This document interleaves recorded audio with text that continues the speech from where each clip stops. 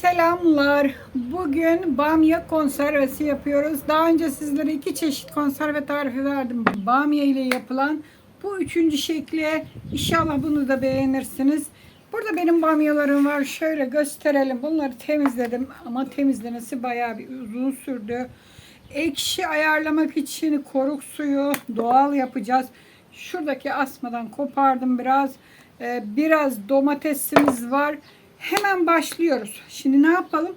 Hemen bunları ekşilememiz lazım.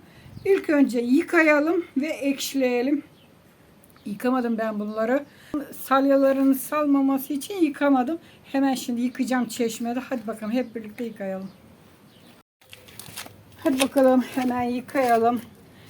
Şu kabımı getirdim. Hop. Güzel bir yıkayacağız. Tozlu gübre gitsin.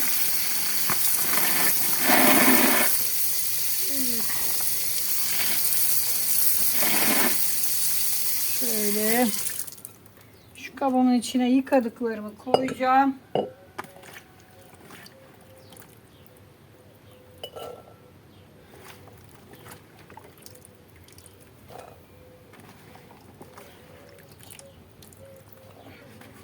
Bu şekilde bakın kalan gübür yerlerini suyun içinde kaldı. Küçücük küçücük. Şöyle bakın gübürleri kaldı. Birkaç kez yıkadım mı tamamdır.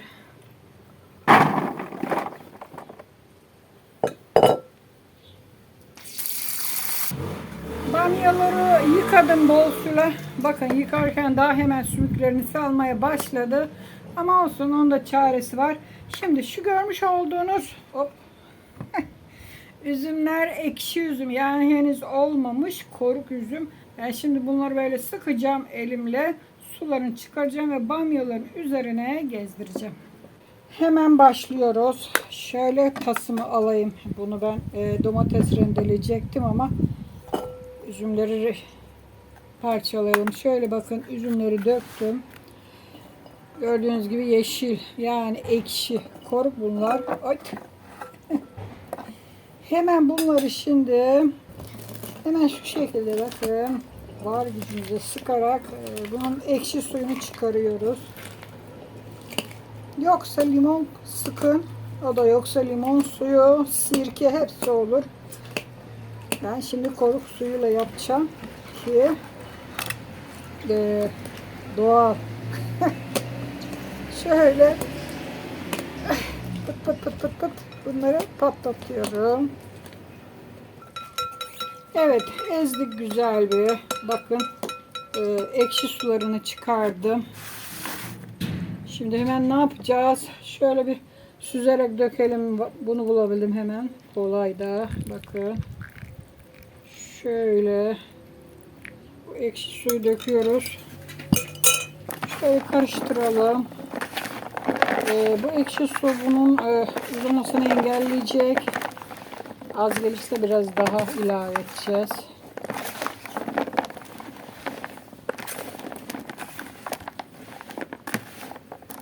Şöyle biraz daha sıkalım bakalım.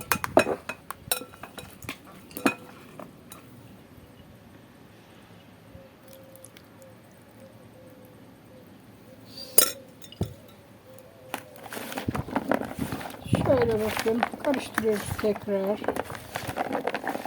Evet, biraz daha ekşi su döktüm. Artık yeterli. Bu ekşi suyun içinde dursun. Biz hemen domatesleri rendelemeye başlayalım. Kabımı aldım. Ben bunu buraya koyuyoruz. Domatesleri yıkadık, hazırladık daha önceden. Hemen buradan iri yerinden rendeliyoruz. Bu şekilde işte böyle kabukları zaten ayrılacak. Böyle rendeleyeceğiz domateslerimizi. 7 tane domates hazırladım buraya. Yeterli çünkü bamyalarımız da çok fazla değil.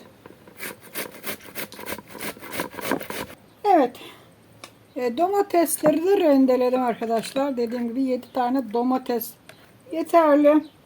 Çünkü az bamyalarım. Bu arada bamyalarının ne kadar olduğunu merak eden olursa bilmiyorum. Çünkü bizim bir akrabamız genelde bamya çok ekiyor. Ve kendisi verdi ziyarete gittiğimde. Ama ne kadardır bilemem. 2 kilo rahat vardır. Bilmiyorum fazlasını. Hatta birazını da pişirdik daha önceden. Yedik. Bunları da kışlık konserve yapayım dedim. İşte. Şimdi hemen ne yapıyoruz? Ocağımızı yakıyoruz. Başlıyoruz konservemizi hazırlamaya. Hadi bakalım. Evet, güzel kara tenceremi yine koydum buraya. Ocağımı yakacağım ve başlayacağız konservemizi hazırlamaya. Şöyle tahtalarımızı getirmiştim. Hemen yakalım. Ateşimi yaktım. Şuraya koyalım bunu. Hop. Bizi yakmasın. Hemen şimdi domateslerimizi döküyorum kabımın içine. Şimdi yağ falan koymuyoruz. Böyle bu domatesleri biraz kaynatacağız. Pişireceğiz yani. Başladı yavaş yavaş. Isındı kaynamaya. Biraz kaynasın bakalım. Hızlı bir şekilde bakın. Şimdi domateslerimiz kaynamaya başladı. Ocağımız bayağı hızlı yanıyor arkadaşlar. Evet, bir 5 dakika kaynattık. Bakın hızlı kaynıyor. Şimdi şu kaba döktüm ki dökmesi kolay olsun. Hemen bamyalar içine döküyorum. Bamyaları ile birlikte domates sosu yedireceğiz bamyalara.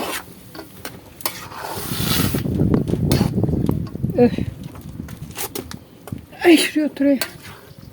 Şöyle bir karıştıralım. Şöyle karıştıralım. Çok fazla geldi ateş. Birazını attım kenara. Şöyle bir karıştıralım.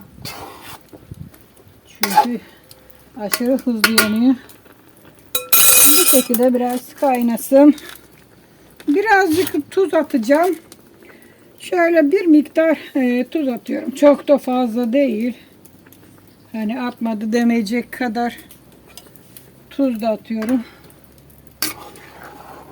Şimdi sosu güzel bir içlerine alsınlar. Bamya biliyorsunuz hemen içini çekecektir.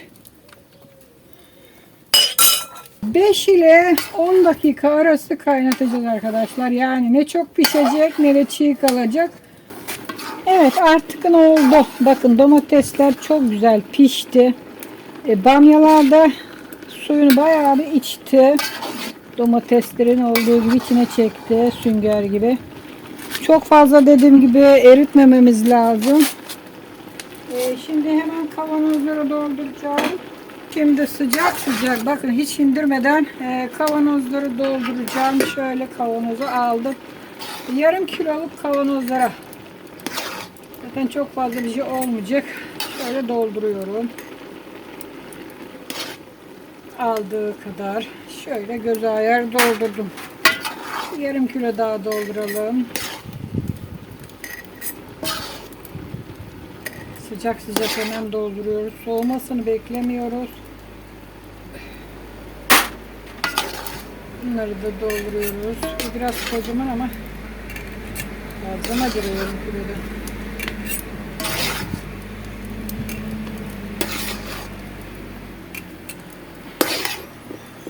Evet, bu doldu. Bir yarım kilo daha çıkacak. Bunu da hemen bu kavanoza hop. Şimdi hemen indireceğim bunu ocakta. İndirelim. Hop. Öf. Kapatalım. Hemen indirdim. Bu kalanı da dolduracağım. Toplamda 4 tane yarım kiloluk kavanoz çıktı arkadaşlar. Şöyle dolduralım. Bakın şimdi burada bir kaşık 2 kaşık kaldı. Bunu da hemen hepsine paylaştıracağım. Tam 4 adet yarım kiloluk bamya konservemiz çıkmış oldu. Şöyle. Tamam. Bakın hepsini paylaştırdım. Hemen şimdi soğutmadan kapatıyoruz. Şunu silelim. Sıfır kapak kullanıyorum. Çünkü ikinci el biraz sorun çıkarıyor. Her zaman mümkün olduğunca sıfır kapak kullanın. Şöyle 10 tane kapak 35 lira falan kızlar. Onu bir paraya alın. Hemen şöyle bir bez yardımıyla daha sıkı bir şekilde şimdi kapatacağız. 2 geri 1 ileri yöntemi. Bakın çok sıkı kapatmanız lazım. Şöyle gösterelim. Şimdi diğerinde 2 geri 1 ileri var gücümüze 2. Bunu da aynı şekilde kapatıyoruz. 3.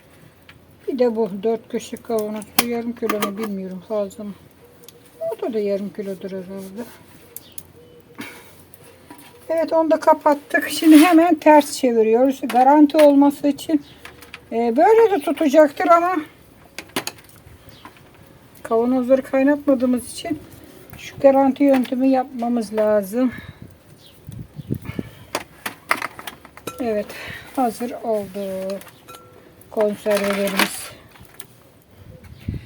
Evet, bamya konservelerini hazırladım. 4 tane yarım kiloluk konservemiz çıktı ama aşırı derecede sıcakladım. Ter aktı. Çok fazla terledim. Ne demişler? Emek olmadan yemek olmaz. Biz aşırı derecede emek üretiyoruz konserveleri hazırlamak için ama olsun. Kışın gözü kara demişler. Ne yaparsan o yenir. Ama çok güzel oldu. Bu şekilde kavanozlar soğuyana kadar, yani bu gece beklesin dışarıda. Bekleyecek. Daha sonra güneş görmeyen bir ortama koyacaksınız. Ters çevirin ki kapaklar içine göçtüyse zaten tutmuş demektir. Ama göçmediyse, akıyorsa onu hemen yemek olarak değerlendirin. Hiç bekletmeyin. Bozulmaz bir günde. Bu şekilde 4 şişe yarım kiloluk bamya konservesi hazırlamış olduk. Bu yöntem 3. yöntem size gösterdiğim. 2 tane daha başka yöntemlerle yine konserve yöntemini gösterdim. Bu en kolayı, en basiti, herkesin yapabileceği şekilde. Herkes bu tarifleri değerlendirsin. Kışa hazırlıklarını yapsın. Bol bol kış aylarında böyle yaz tazeliğinde gıdalar tüketsin. Şöyle gösteriyoruz yakın plandan da. Bol domatesli bamya konservemiz hazır oldu arkadaşlar. Kış aylarında bu konserveyi nasıl pişireceksiniz? Bir tencereye soğan, biber doğrayacaksınız. Yağda güzel bir kavuracaksınız. Birazcık da salça. Tabii ben salçasız yemek yapmam. Genelde salçalı olarak severim. Sevmeyen koymasın tabii ki de. Daha sonra kavanoz olduğu gibi devireceksiniz. Hiç yıkamayın çünkü bunlar güzel bir şekilde pişti. Tencere dökeceksiniz soğanların, biberin üzerine. Birazcık da su ilave edeceksiniz. Tuz ayarını kontrol edeceksiniz. Az geldiyse birazcık daha tuz ilave edebilirsiniz. 5 dakika kaynatacaksınız. Bamya yemeğiniz hazır olmuş olacak. Umarım beğenmişsinizdir. Diğer bamya konservesi videolarıma da bakabilirsiniz.